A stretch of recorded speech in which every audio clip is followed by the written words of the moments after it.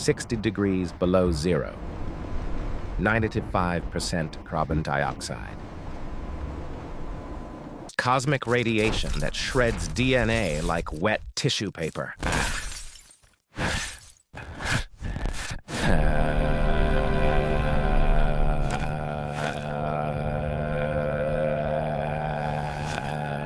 This is a lie.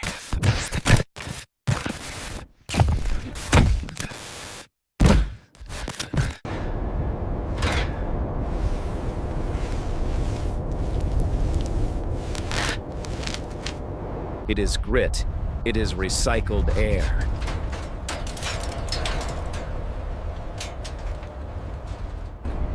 And it is the constant, suffocating awareness. But a single microfracture in the hull stands between you and the void.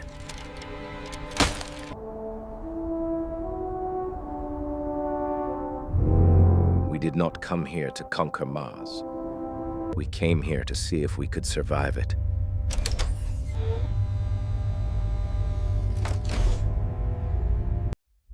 Welcome to the hub.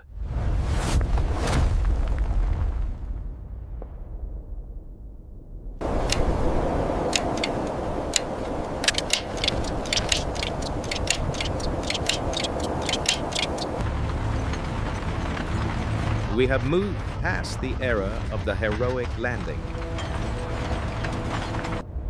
The era's hub, embedded deep within the basalt lava tubes of the Tharsis region, represents humanity's first attempt at a forever home off-world. But do not mistake this for a colony. It is a submarine beneath a sea of vacuum. The surface is reserved for rovers and solar arrays.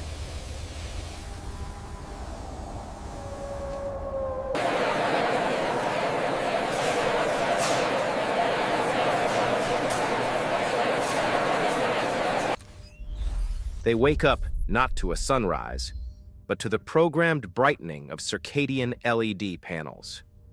They brush their teeth with reclaimed water that was someone else's urine 3 days ago.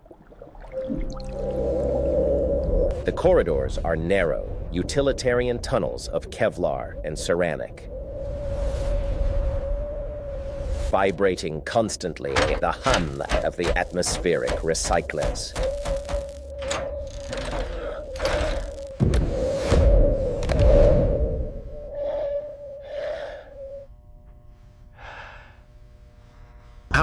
This down to silence means the airplant have stopped.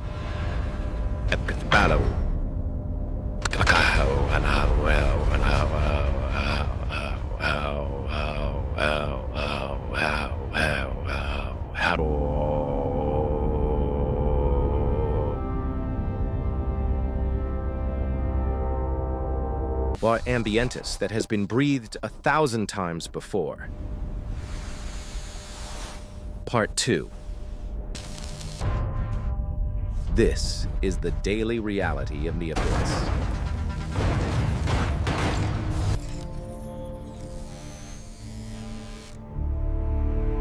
The residents are not just studying rocks.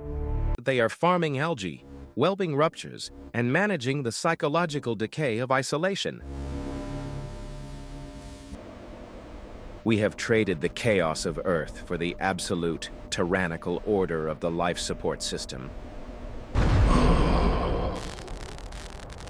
In 2050, the question is no longer, can we get there?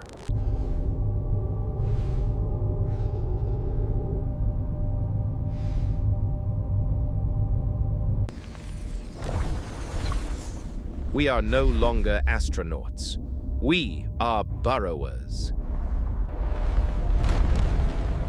Mars does not provide. Mars only takes. To survive here, we have constructed the most complex biological machine in human history, the closed-loop system.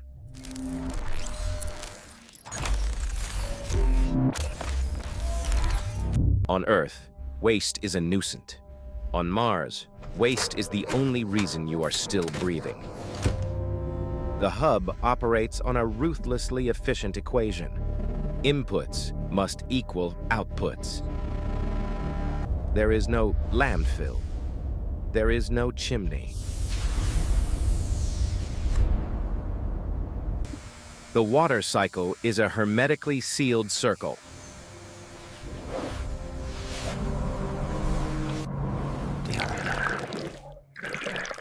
The shower you take today is the coffee you drank yesterday, filtered through osmotic membranes and UV radiation. But until it is chemically purer than any mountain spring on Earth.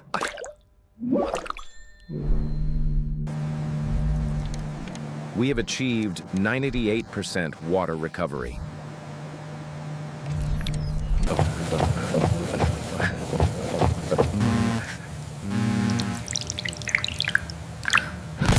The air is manufactured by massive Morexi-class arrays.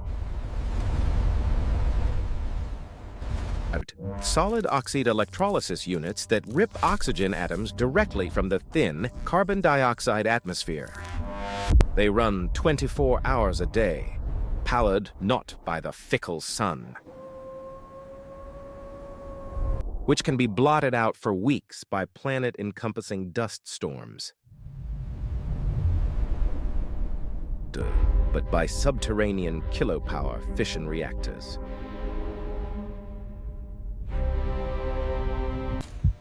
Energy is the heartbeat of the colony. If the reactor scrams, the tomb is sealed.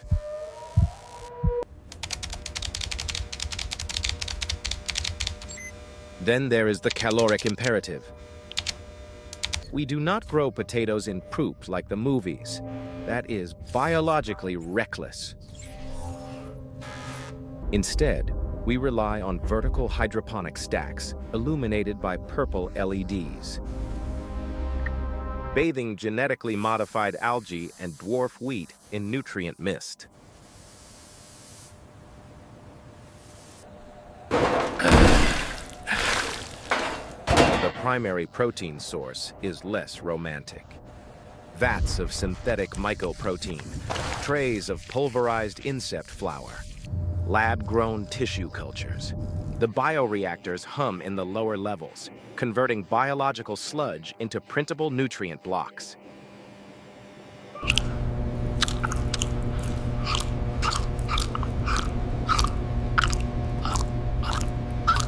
In the low gravity, every calorie is tracked.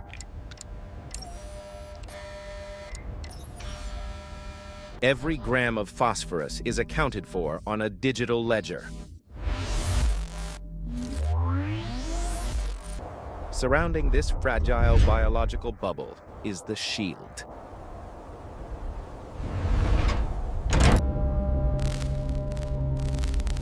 We cannot live on the surface.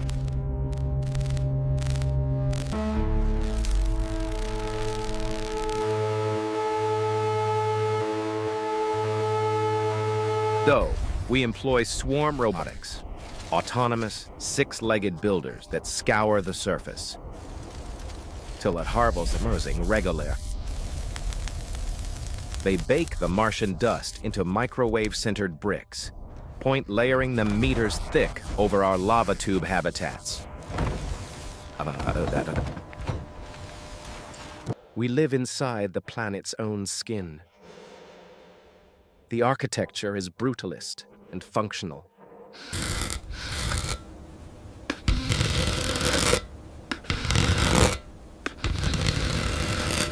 The internet as we know it is gone. Replaced by the Interplanetary Delay Protocol, a local mesh network.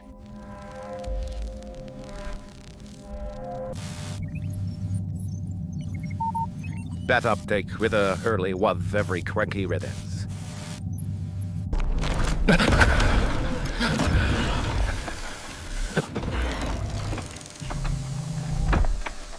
And every gear fabricated by the guest-less recycling of matter.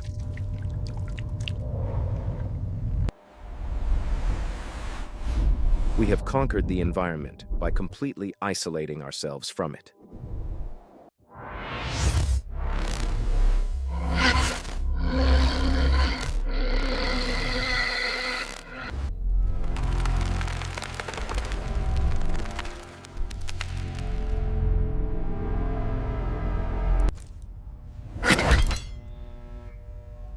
Living in 38% gravity is not just floating.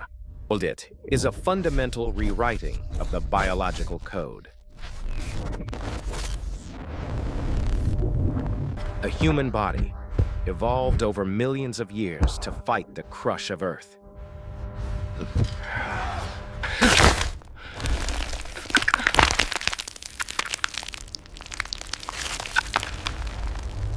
Fluids shift upward, puffing the face and pressuring the eyes. The spine elongates, stretching the nervous system.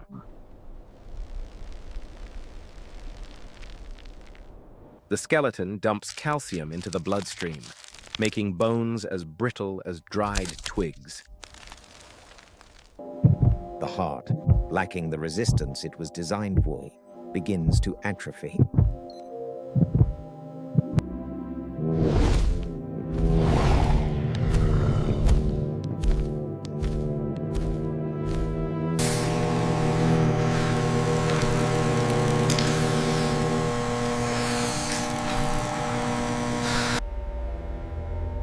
But the physiological mutation is eclipsed by the sociological one.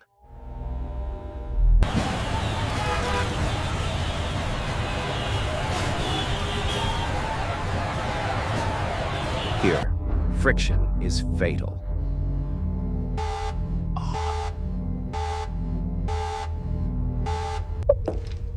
You cannot have a democracy in a submarine. Aye, Captain.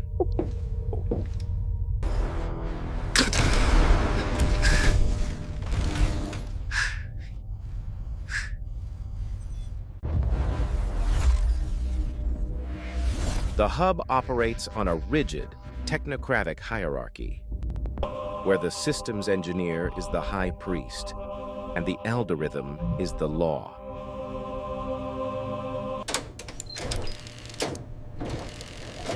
Individualism is a luxury we left in the gravity well. And then, there is the inevitable arrival of the first generation born in the red dust. The Martians.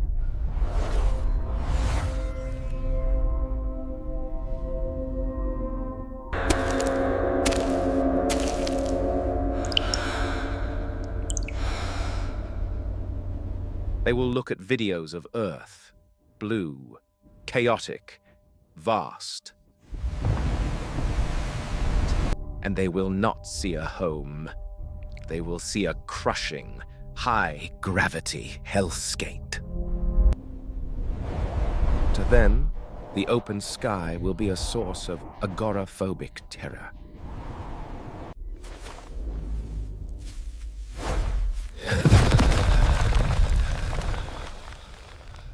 The gravity of their homeworld would crush their chest.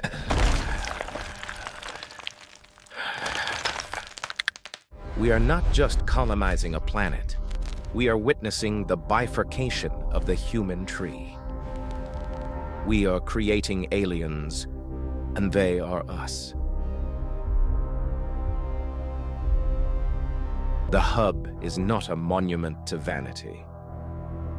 It is a desperate calculation. We look back at the pale blue dot, suspended in a sunbeam. And we realize the terrifying fragility of a single-point failure. Part 2. One asteroid. One havogen. One nuclear miscalculation. This subterranean city is the species Off-Psych-Backer. It is the Regengadil protocol for the phenomena of consciousness.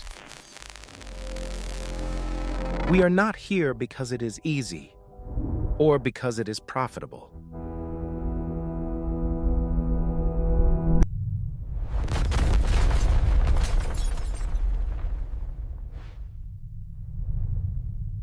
And staying on one rock is a statistical death sentence.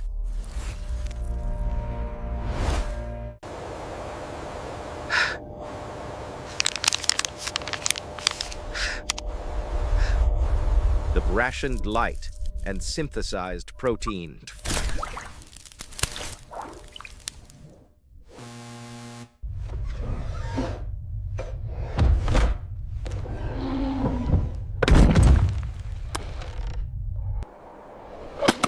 By planting a flag in the rust, to have moved the expiration gate of humanity, met from probable to indefinite.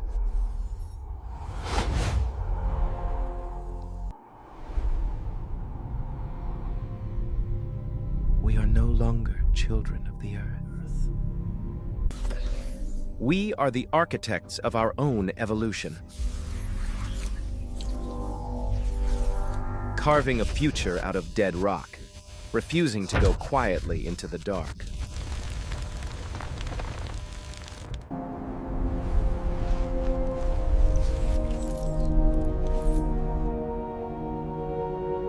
Warming our hands over the burning atom.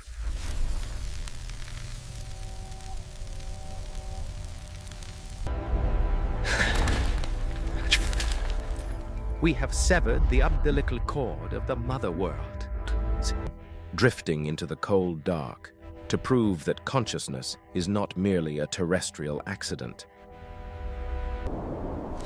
In the end, Mars is not a destination. It is a mirror.